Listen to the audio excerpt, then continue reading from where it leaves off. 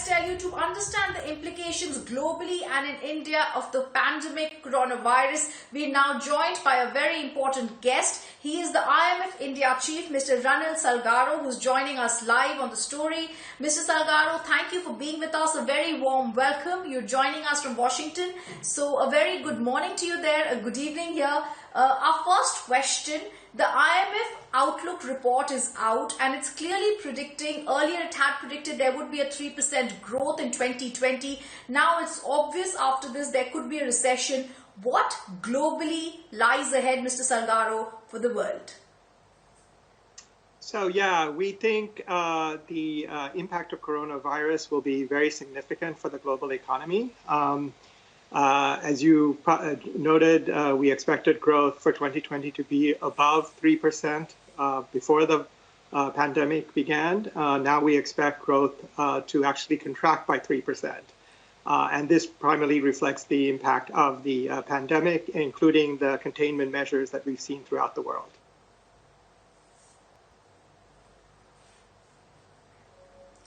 Mr. Salgaro, however, we in India are extremely hopeful.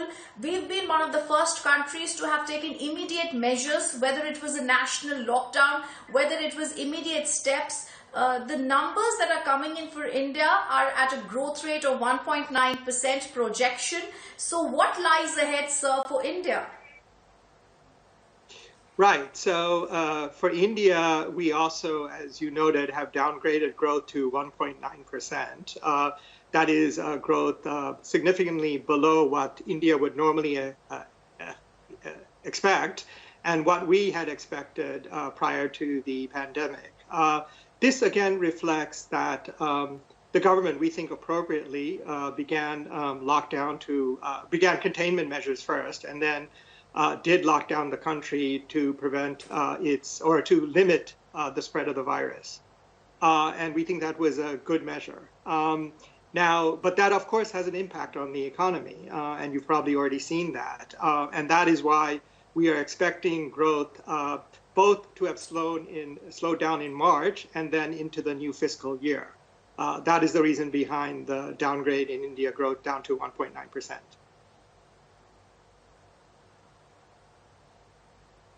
Mr. Salgaro, do you think global financial assessments, the global recession will have an impact on India's economy? Yes, we do to some extent. India does trade globally, so the reduction in global growth means a reduction in Indian exports to other countries. Also, there's an impact directly through tourism. International flights have stopped globally, but also into India. So there'll be an impact on tourism, both inbound to India and outbound from India. And then also the global financial shock has implications.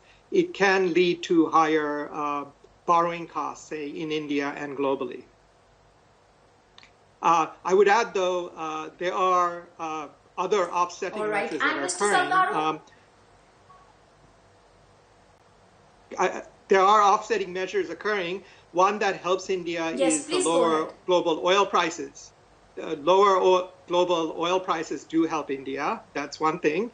And then the policy steps that both the government as well as the Reserve Bank of India have taken should offset some of the impact. Absolutely. The RBI has come out with liquidity and that is helping us. Mr. Salgaro, I also wanted to ask you, it's been something in China. There has been a disruption of the supply chain. Is it possible that the world is now going to be looking at India as an alternative, not only as a supply source, but also as a manufacturing destination? We do believe there are opportunities for India to increase its exports, including for manufacturing, as you mentioned. I think this has been a goal of the government for some time. You have the Made in India initiative, and we think there is an opportunity for India. What we would advise there are a few things. One is, so as you pointed out, the global value chains potentially could be changing in the next few years.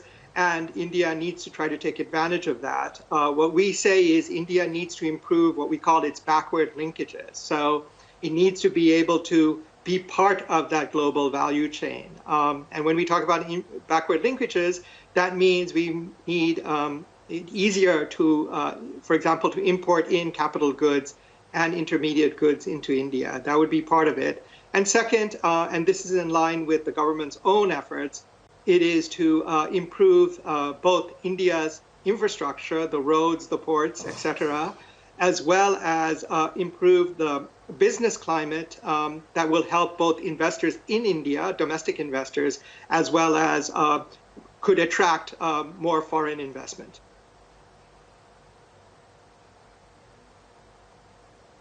Mr. Salgado, a few days ago, phase 2 of the lockdown in India started with the Prime Minister coming out with a slew of measures. Some of them were also very, he said it's Janbi and Jahanbi, which clearly indicated we're going to look at the economy, there's going to be some relaxation.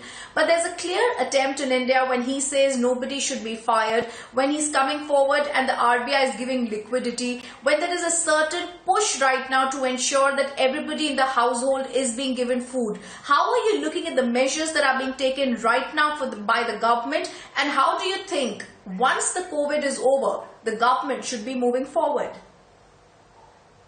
Right. So on the first part, we think it is critical that all be done to first mitigate the medical health issues related to the pandemic. So the government, of course, has to scale up spending in that area.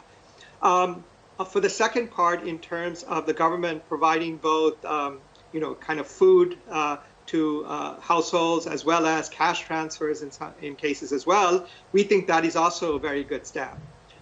We think more can be done even there, including additional transfers, especially to the poorer households, those involved in the informal economy, as well as businesses that are most affected by the shutdown, the containment measures that India is appropriately taking. Now, once this is done, once the shock is over, India has to return to a path of reforms that had been initiated over the years.